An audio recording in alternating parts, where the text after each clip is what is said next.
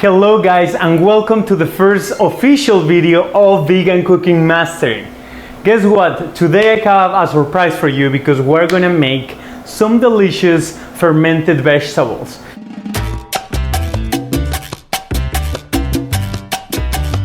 I love fermented vegetables. The first time that I make them and I was like experimented, I remember I was reading the Noma book and I was like, oh, this is amazing, I wanna try it, and then I start tasting it and then I'm like, this is really good, right? Obviously I have tasted fermented vegetables and I'm sure you have too. If you have eating a German hot dog with some sauerkraut, even if it was vegan, sauerkraut is vegan, so even with some sauerkraut, that's basically fermented cabbage. So today we're gonna do some fermented carrots and some fermented beets. And the reason I'm so passionate about this, and I wanted to share this with you so badly, is because now with fermented vegetables, you get a lot of probiotics. So we have in our stomach, we have our gut. In our gut resides millions and millions and millions of bacteria. We are basically formatted by bacteria, and our gut actually determines, is connected to our nervous system. And that way, why am I telling you all of this? I was like, oh Lalo, why am I telling you all of this? Get to it, yeah, and I'm gonna get to it really quick, but this is super interesting. You need to hear it, because if not, remember, I wanna show you how to cook and how to make things delicious and everything, but also tell you what are the things that are gonna be better for your health, right? What are the things that are gonna impact your life in a big way? So this is one of them. So the fermented vegetable has probiotics, and since our gut is connected to our nervous system, then it also controls the way we feel if we don't feed it properly, if it is not healthy. If our gut is not healthy, then sometimes we feel depressed, tired, mad, and sometimes it doesn't have to be anything to do with the outside world. Sometimes it's even with our inside world. That's why today we're gonna make some carrots and some beets fermented. It's super simple, okay? So what do we need? Only 3 ingredients. We need salt, we need water, and we need the vegetable that you wanna use. And if you wanna add any other flavor, today I'm gonna use some ginger and some garlic and some serrano pepper, you can add it. But you just need basically water, salt, and that. So it's super simple, very budget friendly for anyone, and it really is, it's gonna take you to do this, 20 minutes? Even less than 20 minutes once you get the rhythm, right? So let me tell you what we're gonna need. We're gonna need the scale. The scale is super necessary because we need to weigh the amount of water. It's easier than to do it by cups. And also you want to actually have precise amount of salt. It's gonna be 3%, okay? I'm gonna talk to that a little bit later. So you can use a grater if you don't wanna use a knife, but you don't need a grater or a mandolin. But if you don't wanna cut everything by knife, you can use one of these two. I'm gonna explain later what's gonna be the difference in the final product if you use each one of them, okay? We need also a whisk, something to whisk the salt dilute the salt into the water. And we see these are some fermented leads, right? What it does is it doesn't allow a lot of air to come in. So it's a slow fermentation, okay? Perfect. We need a peeler, knife, cutting board, some bowls, and that's it, we're set up. So without further ado, let's get to it. Yes, so what's the next step? So if you use carrots, we're gonna peel our carrot. We don't want the skin on, or you can have the skin on actually, but if you do, make sure you wash it properly, right? You don't want it to be dirty, you don't want any dirt in it. So we're just gonna peel all of them, and then after we have peeled them, we're gonna weigh the amount of carrots that are gonna fit in our container.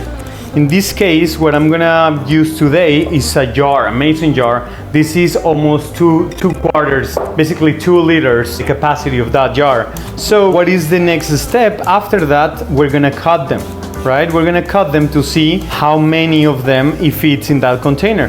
If you have big jar, you can use it too, but just make sure you have the lid and it can be covered properly, right? We don't want a lot of oxygen going into it.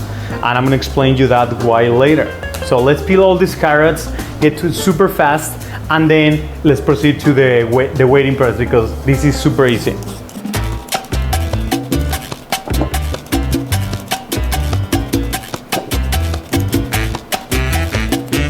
So now that we have all our carrots peeled and the bottom of the top removed, now the next step is deciding what kind of size do you want for your vegetables, right?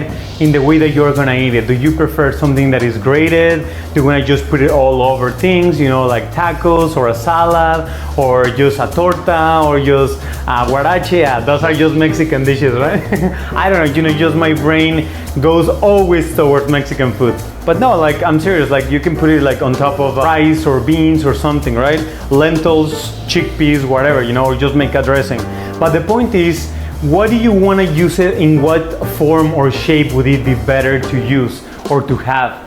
So something that we can do, I'm going to show you. The first example is you can grate it. My suggestion for you is that you grate it, and if you grate it like thicker, not like very thin, because very thin is gonna release a lot of water, the carrot that it has, and then you're gonna have like, it's gonna be like mushy, you know? So I prefer the bigger holes. So just grate them like this in large pieces. Watch out with the fingers. And the reason is because, you know, it's water. They're gonna be submerging water, right? So this, if you do it this way, then you still have like some pieces, some long pieces, right? It's not gonna be as chunky as if you cut it with a knife, but it still is gonna be nice. So the way am I gonna do it, I am actually gonna cut it. I'm gonna show you the cut it because this is very easy. And I'm gonna show you what you can do when you cut it. So I'm gonna put this on the side. I'm gonna give you some ideas really quick. So we have the carrot. I would cut it in 3, if it's this long, right? If not in 2, but it would be like what, 4 inches, more or less? So here, we're gonna do planks, right? Cut the base, and then I'm gonna do some planks, and that's one. You can use but thin planks. You don't want it to be too thick, right? So I'm gonna do this, perfect. And then these planks would go in here just as they are. You would just put them like that. That's one idea, right? Just to put all of them just in planks. Why? Because if you have it in planks, they're already fermented, then you can take 1 or 2 and then dice, and then do juliennes, and then do something else, whatever you want. But if you just want it like, I just want it lado, I just give it to me ready to eat. I don't want any other step. I don't want to chop. I'm not like you. I'm not. So just cut it. Like, let's say we want the juliennes, so then we just do juliennes. That's it, you know, easy. So you can do juliennes with your knife, or you can do it with the mandolin. I'm gonna show you also with the mandolin. So really easy. Remember, this is the next step for when you wanna do a julienne. You always need planks, right? So do your planks. I would say do the planks of all of them if you're gonna do it with a knife, and then boom, here we have these amazing juliennes. That's it. They don't have to be super perfect, right? It's just the size that you want. That's perfect, you know? It can be imperfectly perfect, right? You know that? Okay, perfect. So, perfect again. Okay, so now, let's say you have the mandolin and you're like, I'm on the go, let's go, Lalo. So, okay, just open it. Put in here the blade that has the holes, this one over here. And then very carefully, always use, if I would prefer that you use actually a glove to cut, right? Because that is gonna help you a lot. And then you go, this you need to be kind of like really careful, because I have done it. And then sometimes, you know, I scratch my fingers, and with this, my God, it hurts a little bit, you know, and it kind of like makes you a hole. So always push with this. Or also, you have the safety, actually the safety plank that is for this actually. So the last piece of it, don't do it. Don't even risk your fingers. I never do it. So just slide, always putting pressure from the top, you know, just always, your hand always needs to be flat. Because if you do it like this, then you can cut yourself, and I don't want you to cut yourself. So either like that, or you can hold it like this, a little bit down, and then press with this, and then push with the thumb. So yeah, kind of like something like this. Something you can do for the mandolin, so the mandolin doesn't slide, is that you can put a paper here or a towel. I actually forgot about that because this slides a lot. Now I'm gonna cut all of them, then we're gonna go to the weighting. I'm gonna show you the last step is weighting the salt, and that's it. Okay, so what are we gonna do next? We have now our carrots all in julienne. So now you're gonna grab your container, in this case I'm gonna use this jar, and you're gonna fill it up with all the carrots. I recommend you, when you're doing fermented, anything that is fermented, always make sure that your hands, if you're gonna do it bare hand, make sure they are clean. Make sure all the surfaces are clean. I forgot to mention that at the beginning, but it's super necessary, you know, that there are no like microbes that are going to affect your fermentation. Basically, bad microbes, right? Or microbes that are gonna bad for health. Don't have your table all dirty from like 2 days ago, or just things like that, you know? But if you clean it already, let it dry, and you can work on it. And then obviously wash your hands, and that's it. So here, look, I'm gonna put all the carrots in here. This is like 8 cups, right? Or 800 grams of carrots. So what you wanna do is you can just actually do it with pressure. So it's gonna go down. I know it looks a little bit messy, right? That's okay. You know, you can have your kids do it with you. And it's just, you know, have a nice afternoon making fermented vegetables for the rest of the week. And they can taste it, they can eat, make them engage with more vegetables, and they love it. So now, that's what we need, our scale. So we have our scale here. We're gonna first tare it. You always wanna tare it so it's 0. It says 0 on the scale. This is just water, but this is filtered water, right? I recommend to use filtered water, not only for this, but for everything that you do in your kitchen. So we're gonna weigh it until it gets 2 fingers near the top. So basically the rim, by the rim, it needs to be covered, the water needs to be covered the vegetables. So we have here 934 grams of water. Why do we need it to weigh? Because of the next step. We're going to take all the water out.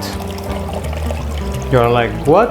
Yeah. Because this is easier, right? And instead of you making the salty, the brine, and then use waste water, waste salt. So now that we took the water out, now the next step is we want 3% of salt of the amount of water. Careful here, it's not amount of water with the vegetables, no, it's the amount of water. So where we have 934 grams, so 1% is gonna be 9 grams. So 9 by 3, we have 27, it's gonna be 28 grams of salt. So now we put it back again, we tar it, and this is sea salt. I'm using sea salt. Try not to use iodized salt, preferably salt gray or sea salt. Use nice salt. So I'm gonna go for 20, we said 28, right? 28 grams, 27, one more, 28. Perfect. So we have 28, and now we wanna whisk it, right? You can take it out of here. We wanna whisk it properly. We want to dilute. What is the point of this? How long? You're like, how long, Alana? You just wanna dilute the salt, right? And then 30 seconds, just go for it. Fast. Just have fun, you know, like you can have the kids like, kids, help me, and then they can do it with you. Or you do it with the partner, right? It's not necessary even to do the kids or to have the kids yet, if you don't have them. Perfect. So now the salt is mostly diluted. Sea salt sometimes takes a little bit longer to dilute, but it would dilute here. So now that I helped it already, so what do you think is the next step? We're gonna add the garlic that I mentioned. I love fermented garlic. So we can do 2 things. We can either chop it or add it full or whole. What I'm gonna do is slice it, because in this way, guess what? You're gonna be able to eat it, and it's super good. It's not as spicy as just a regular garlic. So we're gonna put it inside, and also some serrano pepper. So some serrano here, bam, some slices. I love chili, right? So I even in my fermented vegetables, I add peppers. And also for the bacteria, for the bad bacteria, not for the good one. So we're gonna pour back the water that we have over here. The reason is we want it just to be covered by the water, all the vegetables. So just be careful, because sometimes it's gonna spill a little bit. That's okay, you don't be too worried. That's it, so simple. What do you mean that's it? I mean, almost. Still needs to ferment. So now, with a wooden spoon or a metal spoon or your hands, you can just push it down. You just kind of like push it down so the carrot start releasing a little bit of the water and it goes down. And, oh my God, this is gonna be amazing, guys. What things you cannot put in the fermented vegetables that I have tasted and are not like that good? So, in my experience, fresh herbs like cilantro or mint, I don't really add them. You can add them, right, for sure. But I prefer not to add them. I prefer to add them at the end, fresh. But if that's something that you want to do, just be my guest, try it. Why not? Just try it. When I tried, I didn't like it. That's why I don't teach it. But if you like it, please be my guest. So now we need to make sure that the vegetables are covered in water, in the liquid, in the brine. So look, as you can see here. And now we're gonna cover with this lid. Remember I explained you? Here, this lid, I bought it on Amazon. It's a fermentation lid. You can just put it like that, fermentation lid.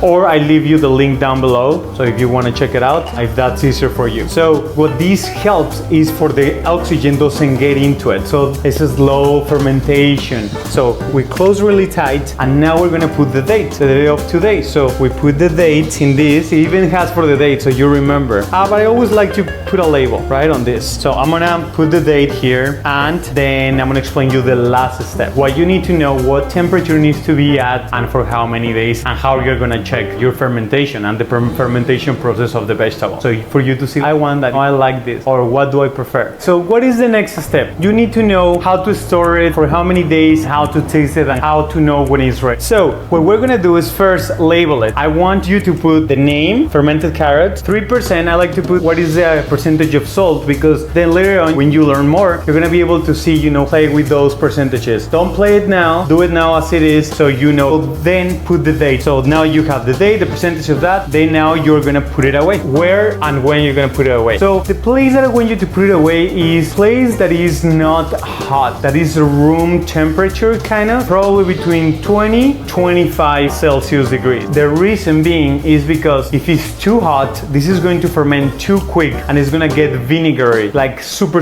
fast, right? So what we want is to give it time to slowly start developing the flavor, start fermenting, so you create aroma, and also the flavor is just magnificent. Now that you know that, where to put it, at what temperature, how are you gonna know that it's gonna be ready? The way that you're gonna know is maybe after the third day, you're gonna put it in that space, and after the third day, you can open it.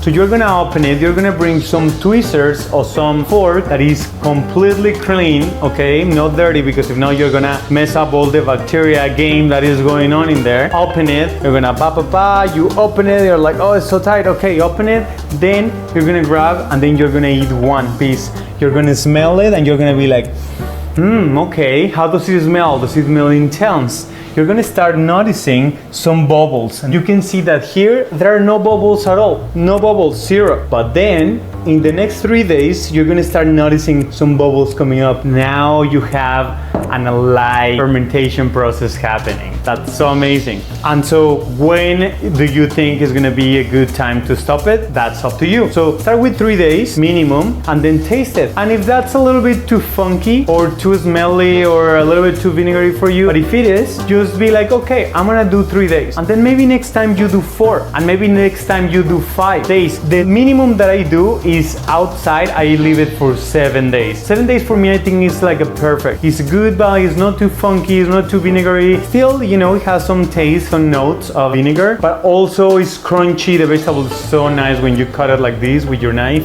Oh my goodness, when I put it in something, I just hear the crunch and the flavor, and just, the kind of like the balance, I guess, of, I don't know, the flavors going on in there. I don't know even how to describe it, right? I don't even know the word, but it goes really well with almost everything. I would say like everything. I have put it in mole, enchiladas with mole on top. Oh my goodness, it's just kind of like intensifies all the flavors and bring them together.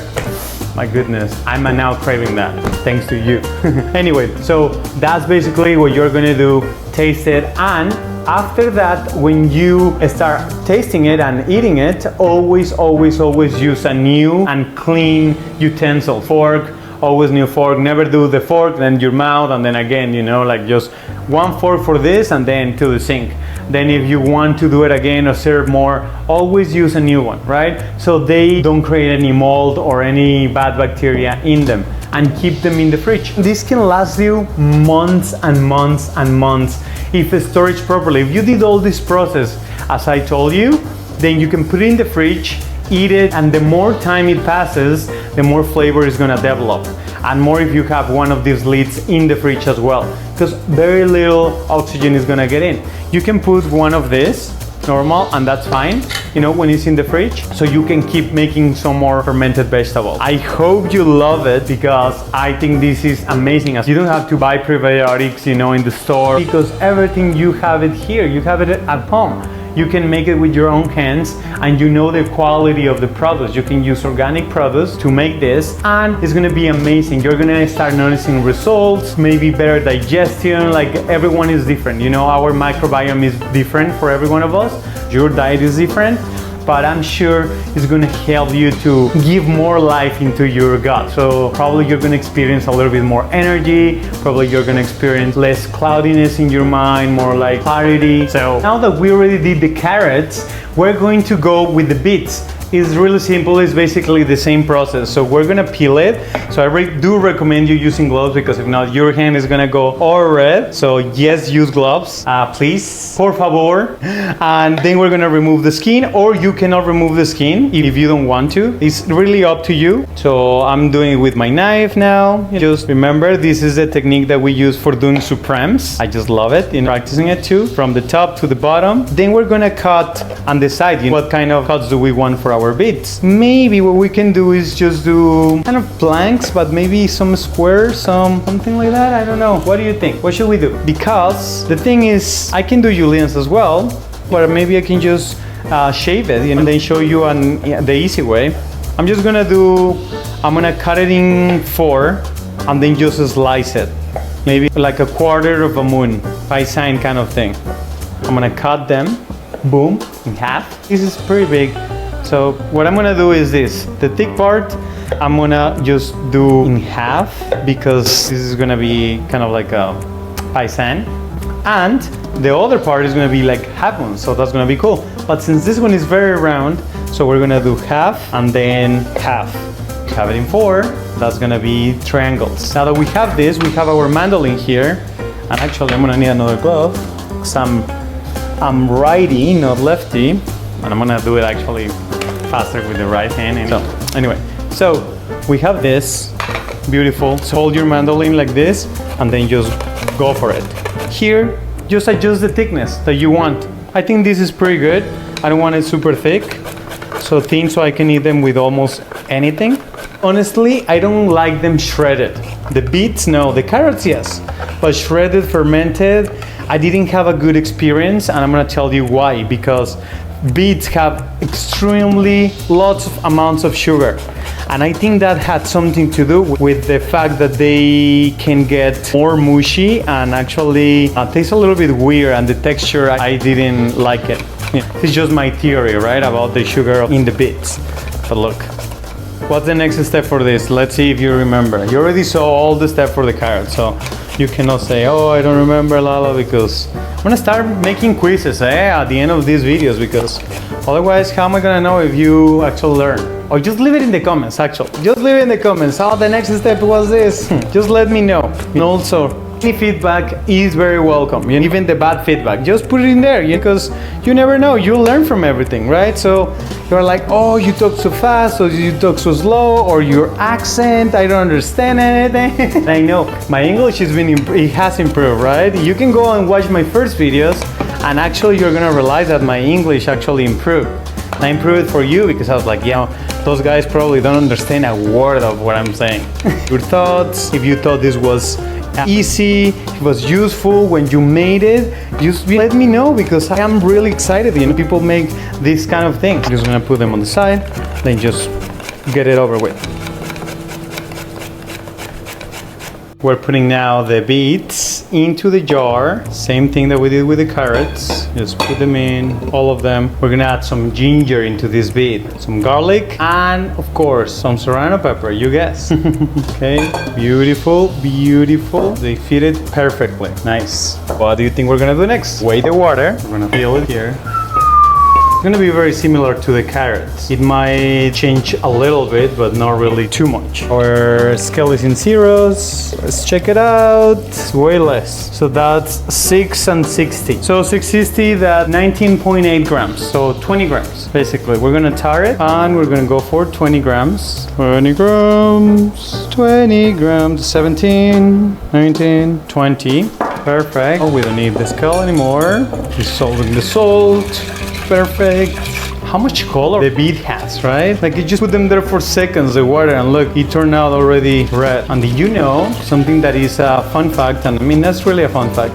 A fact is that there is a study that shows that if you are someone that does exercise, just drinking beets before your workout actually helps you with the strain and the resistance that you have. I think it was like, what, 10% more resistance? That's great. Actually, what I do is I buy beet powder because not all the time I have the time to, or beets in the fridge to make my own juice, and also in the morning before I work out. I always work out in the morning, so you can use that, right? I'm drinking now one that is fermented. Actually, it's pretty good, pretty decent. Before I was just drinking just the regular one.